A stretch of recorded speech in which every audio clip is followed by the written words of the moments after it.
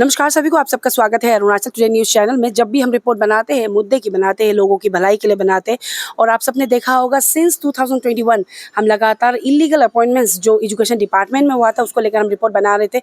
और कल के दिन में एक ब्रेकिंग न्यूज़ हुआ जहाँ पे कंसर्न डिपार्टमेंट एजुकेशन डिपार्टमेंट की तरफ से 250 प्लस अपॉइंटीज़ को टर्मिनेट किया गया। लेकिन सवाल रहेगा सिर्फ अपॉइंटीज़ ही क्यों, अपॉइंटिंग अथॉरिटीज़ का क्या अपडेट है। कहीं ना कहीं जब तक अपॉइंटिंग अथॉरिटीज जो गवर्नमेंट ऑफिसल्स उनके तरफ से उन्हें अपॉइंट नहीं किया जाता है तो वो अपॉइंट भी नहीं हो सकते। तो वो बड़ा सवाल रहेगा कि चलिए ठीक है कि 250 को टर्मिनेट किया गया, लेकिन अभी गवर्नमेंट ऑफिसल्स का अपडेट आना बाकी है कि क्या होगा, क्या अपडेट है उसको लेकर। और साथ ही में बता दो, हम आए हुए थे एक प्रोग्राम में जहाँ पे हमें मौका मिला सीएम खांडू से सवाल रखने के लिए, इलीगल अपॉइंटमेंट से लेकर पैन अरुणाचल ज्वाइंट एस्टिंग कमेटी का जो डिमांड है उसको लेकर, एंड ओवरऑल दूसरे मुद्दे भी थे। तो सीएम खांडू का क्या स्टेटमेंट था और क्या रिएक्शन था, देखिए हमारे साथ। सर, इलीगल अपॉइंटमेंट्स को लेके जो रिपोर्ट बना रहा था, and I guess one of the बड़ा एक ब्रेकिंग हुआ है कल। 250 प्लस को टर्मिनेट किया गया है, लेकिन what about this sir regarding जो अथॉरिटीज है जिसने अपॉइंट किया है। सिर्फ जितना भी सर अभी तक देखा है, अभी सिंस जब से हम लोग भी देख रहे हैं, सिर्फ जो अपॉइंटीज होता है उनको ही टर्मिनेट किया जाता है, उनके ऊपर ही केस चलता है। What about the government officers, उनके ऊपर में तो कभी भी सुनने को भी नहीं आया है सर, ना कुछ केस होता है उनके नहीं ऊपर। नहीं, ऐसे बात तो नहीं है। अभी मैंने पहले से कहा कि देखो, करप्शन जो है हम टॉलरेट नहीं करेंगे इन व्हाट्सो मैटर।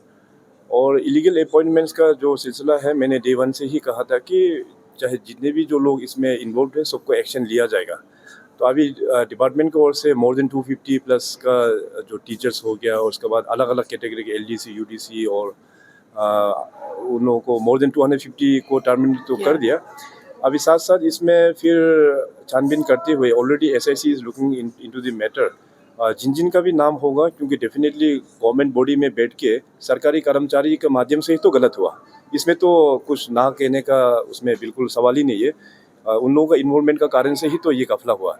तो जो जो इसमें इन्वॉल्वमेंट है सबको सजा दिया जाएगा, ये गवर्नमेंट की ओर से आश्वासन है। सवाल बहुत बड़ा रहता है क्योंकि सर जब भी एक जो वैकेंसी को भी क्रिएट करने के लिए सर एआर जाता है, फाइनेंस जाता है, प्लानिंग जाता है, उसका लो बैटिंग होता है सर।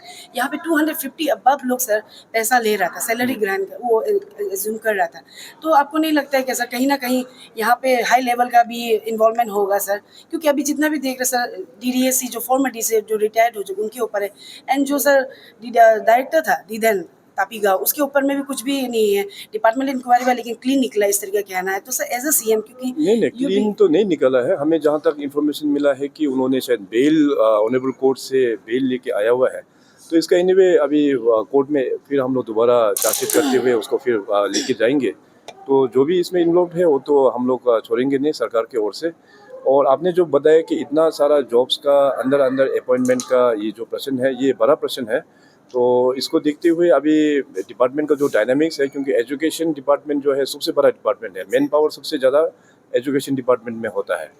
तो इसमें कोई कोई ऑफिसर लोग अपना लेवल में भी मैनिपुलेट कर देता है कि कुछ कुछ पोस्ट ऑलरेडी शायद हम लोग ने पब्लिक सर्विस कमीशन या स्टाफ सिलेक्शन बोर्ड में दे के भी रखा होगा, मगर उसको नज़रअंदाज करते हुए वो लोग अंदर अंदर से इस प्रकार से भी अपॉइंटमेंट ऑर्डर जो है वो शायद इशू किया भी होगा। एनीवे इसको डिटेलली फिर ऑलरेडी डिपार्टमेंट और एसआईसी जो है उसको अच्छे से इन्वेस्टिगेट चल रहा है। जस्टिस पूरा हम देंगे, वो तो हमारा पर्सनल इसमें मैं आश्वासन देता हूँ। सर मेरा लास्ट सवाल रहेगा सर, आपके अंडर से लीडरशिप के अंदर में जो बोर्ड फॉर्मेशन हुआ था अरुणाचल प्रदेश सब सिलेक्शन बोर्ड, वो बहुत अच्छी तरीके से हो रहा है। लेकिन सर आई डोंट नो आपको पता है कि नहीं, 2019-20 में कांस्टेबल, हेड कांस्टेबल, आईबिन वगैरह का भी पोस्ट निकला था, वो अभी तक उसका एग्जाम्स नहीं हुआ। दो आई नो कि ये बोर्ड ऑटोनॉमस बॉडी है कहीं ना कहीं, लेकिन अगर आपकी तरफ से अगर कुछ इनिशिएटिव या फिर आपकी तरफ से कुछ बोला जाए तो आई गेस वो एग्जाम्स कंडक्ट कराया जाएगा सर। डेफिनेटली पुलिस रिक्रूटमेंट का अभी हज़ारों पोस्ट अभी वैकेंट पड़ा हुआ है। तो उसको ऑलरेडी हमने डायरेक्शन दे दिया कि स्टाफ सिलेक्शन बोर्ड और पुलिस डिपार्टमेंट अगर उसमें कुछ क्राइटेरिया को लेके अगर कुछ कंफ्यूजन है तो उसको जल्दी क्लियर अप करके और उस पोस्ट को जल्दी एडवर्टीजमेंट करने के लिए। रिसेंटली ही पैन अरुणाचल ने एक टेबल राउंड डिस्कशन के लिए किया है, एक हफ्ता का समय दिया था 29 को। ओके। उसका ऊपर आपका क्या रिस्पॉन्स है, क्या ये मीटिंग हो? तो मैं उसका अभी कागज़ को देखा नहीं, क्योंकि मैं अभी तक टूर में था। तो इस फंक्शन के बाद में मैं ऑफिस जा रहा हूँ, उसका मैं एक बार रिव्यू करके फिर आई विल गेट बैक।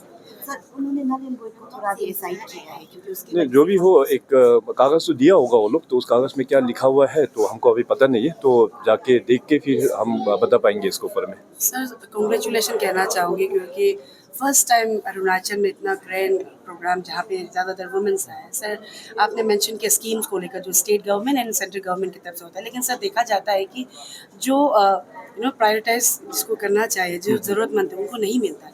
अभी हाल ही में मैंने रिकॉर्ड निकाला था जहाँ पे ऑलरेडी जो इस्टेब्लिश है उन्हें दिया जाता है स्कीम्स, जैसे जो आप चीफ मिनिस्टर आरोग्य योजना हो गया, इवन लाइक जो पर्यटन योजना टूरिज्म डिपार्टमेंट में है, होम स्टे वगैरह के लिए जो लोग ऑलरेडी इस्टेब्लिश है उन्हें दिया जाता है, जो ज़रूरतमंद है उन्हें नहीं दिया जाता है। उसको किस तरह से फिल्टर किया जाएगा सर, वो हम थोड़ा जानना चाहेंगे सर। इसमें जितने भी जो केंद्र सरकार का जो स्कीम है और अपना राज्य सरकार का जितने भी जो स्कीम है, इसका एक अपने अपने स्कीम्स का आधार पर एक गाइडलाइंस बनाया जाता है और इस गाइडलाइंस को डिस्ट्रिक्ट्स में सर्कुलेट किया जाता है और डिप्टी कमिश्नर का अंतर्गत में एक कमेटी का भी गठन किया जाता है and that committee is responsible और उस कमेटी को अच्छा से उन लोगों को कागज़ या जो भी रिक्वायरमेंट डॉक्यूमेंट्स वगैरह है उसको एवेल्यूएशन करते हुए ही तो नाम का रिकमेंडेशन से जाके अप्रूवल होता है। तो अभी तक हमको वैसे किस प्रकार से हो रहा है उतना ज़्यादा तो हमको रिपोर्ट नहीं आया, मगर कुछ अगर स्पेसिफिक कुछ केस अगर कुछ होता है तो definitely I will take up the matter. Sir hydro power की बात करें तो अरुणाचल प्रदेश इंडिया में अभी वन ऑफ द लीडिंग आ रहा है सर।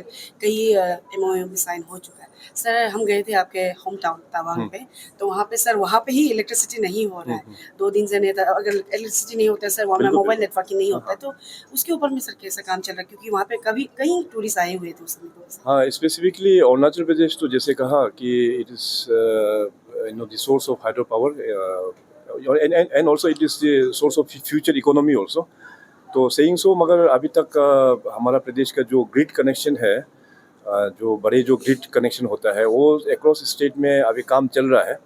और आपने तवांग का बताया तो तवांग का भी जो ग्रिड जो है वो काम अभी चल रहा है। आई थिंक अनदर 1 ईयर में वो ग्रिड का काम ख़त्म हो जाएगा, तो लाइट का प्रॉब्लम वहाँ पे होना नहीं चाहिए।